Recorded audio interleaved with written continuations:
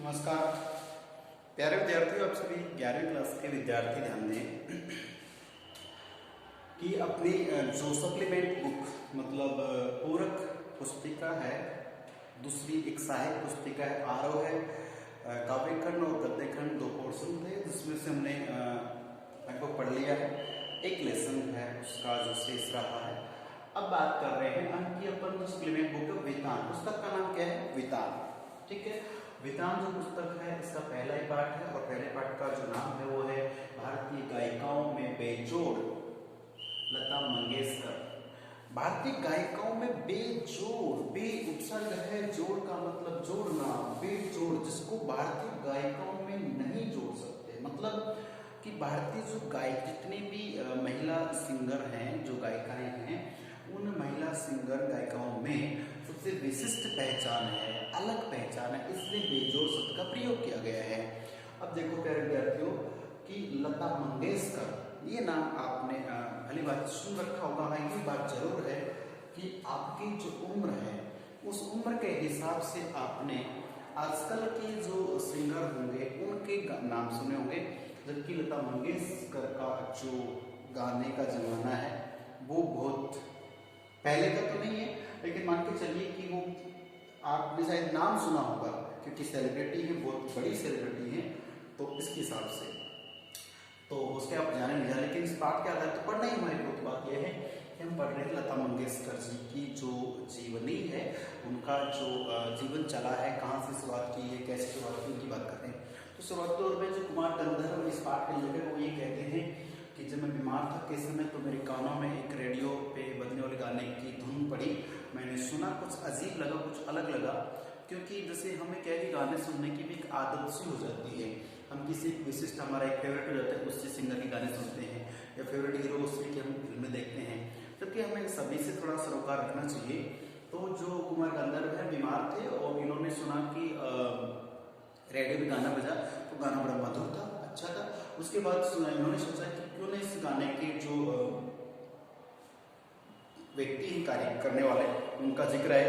तो रेडियो पे करते क्या होता है कि गाना बजने के बाद या गाने सुनाने के बाद में उसका पूरा डिटेल देते हैं कि कौन कौन इसमें कार्य करने वाले थे।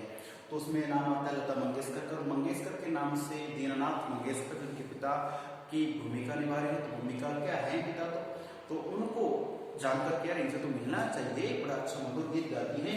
तो देखिए उस यहाँ की बात हम कर चुके थे, उसके बाद का हमारा कार्य है।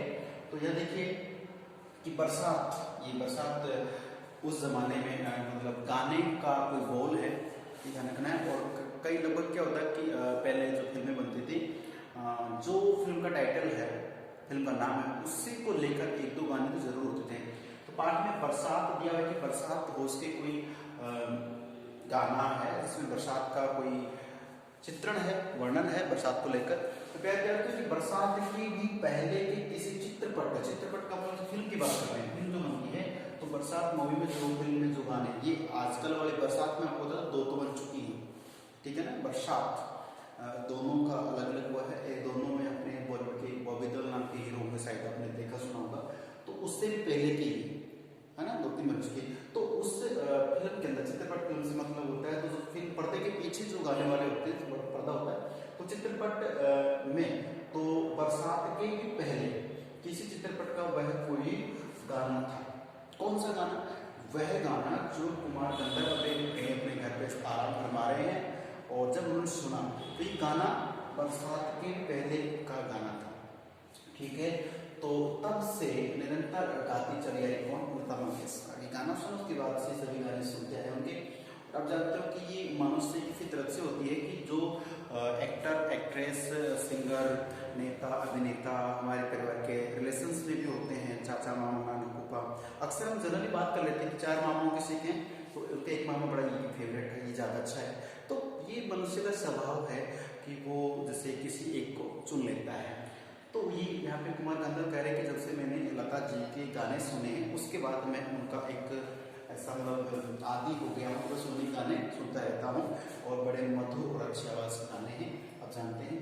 तो देखिए और प्यारे तक अच्छी बात यह है कि भारत में ना ऐसे बहुमूल्य हीरे हैं, जैसे मान लीजिए अभी साइंटिस्ट की बात करें तो एपीजे अब्दुल कलाम का नाम बहुत अग्रणी, विश्व में अग्रणी चल रहा है और उनकी बनाई हुई मिसाइलें वर्ल्ड फेमस है ना। और भारत के पास ऐसे साइंटिस्ट थे, हालांकि वो कुछ दिनों पहले स्वच्छ धार गए, हालांकि हमारे दिलों में अमर है। उनका शरीर जो है वो जिस क्रिया के तहत उनका जो देहांत होता हो चुका है, उसी प्रकार से सिंगर की बात करें तो लता मंगेशकर जी हैं। इनके बारे में विदेशी जो हैं वो ये शर्त रखते हैं कि काश ये हमारे पास होती, ठीक है।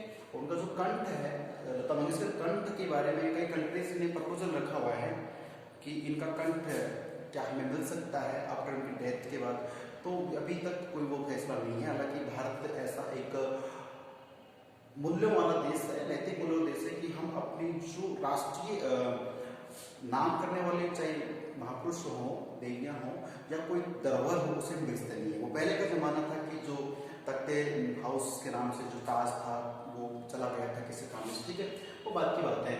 तो अब बात कर रहे हैं कि लता मंगेशकर की जितनी हम तारीफें करें कमी होती हैं, क्योंकि शांत स्वभाव है और सिंगिंग के क्षेत्र में इनका अग्रणी नाम है। तो कुमार गंधर्व कहते हैं कि मैं जब से इनका गाने सुना उसके बाद संतोष जी का सुनता हुआ आ रहा। अब बात करते हैं कि लता के पहले, अब जानते हो कि प्रत्येक क्षेत्र में कोई ना कोई एक क्या होता है, जैसे मान लीजिए कोई भी एक्टर है वो एक समय तक चलता रहता है, फिर उसके जैसा उससे बेस्ट कार्य करने वाला दूसरा आ जाता है, फिर उसका समय चलता है, फिर उसके बाद तीसरा आता है, चौथा, तीसरा से, तो ये एक संसार है, इसमें परिपाटियां चलती रहती हैं। तो लता जी जो हैं उनके पहले प्रसिद्ध गायिका थी, उसका नाम है नूर जहां। तो नूर जहां के जो गाने थे, तो उन गानों का चित्रपट में संगीत में अपना जमाना था, ये लाइन आगे अपना जमाना था। जमाने से मतलब था कि उनका बोलबाला था, उनका प्रभाव था, उनका रुतबा था, ठीक है।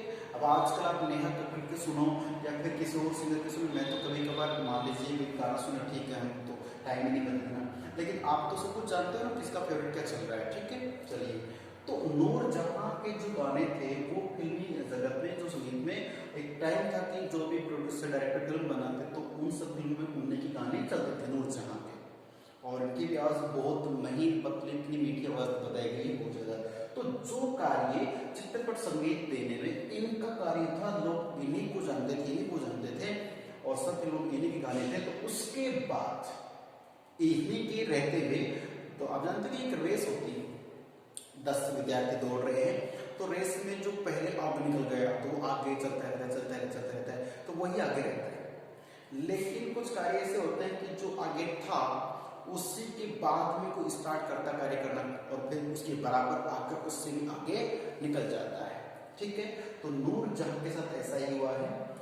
ये अपने जमाने की बहुत प्रसिद्ध गायकार रही, तो देखिए, लेकिन इसी के परंतु उसी क्षेत्र में, यानी कि जो चित्रपट संगीत देने की बात, तो उसी चित्रपट संगीत के क्षेत्र में बाद में आई, यानी पहले तो ये थी नूर जहां, इसके बाद में कौन आई है, लता मंगेशकर आई, तो बाद में आई हुई लता उससे कहीं आगे निकल गई।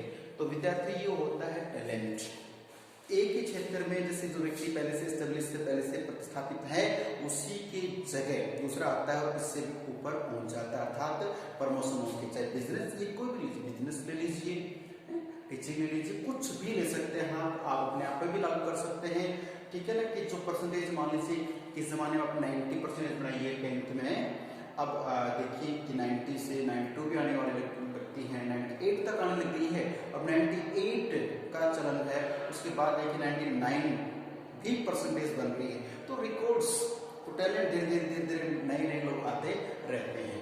तो बस वही बात है कि जहाँ नूर जहां का जमाना था, उनको लोग सुनते थे, पसंद करते थे, आज उसके बाद का दूसरे तरह उसमें लता मंगेशकर को लोग सुनने लग गए हैं और उन्हीं का अब बोलबाला चल रहा है, ठीक है, ध्यान रखना।